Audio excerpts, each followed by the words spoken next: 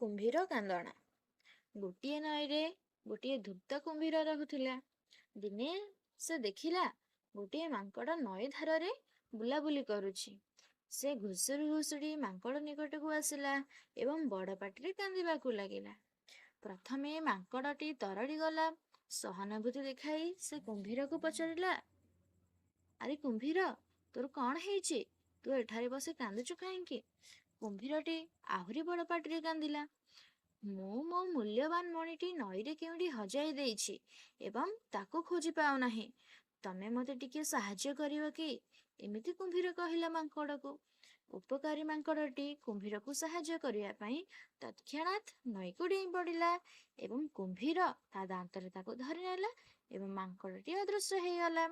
ଏଥିରୁ ଆମେ ଶିଖିବା, ଯେଉଁ ଲୋକମାନେ ଅସାଧୁ ତାଙ୍କୁ ବିଶ୍ୱାସ କର ନାହିଁ।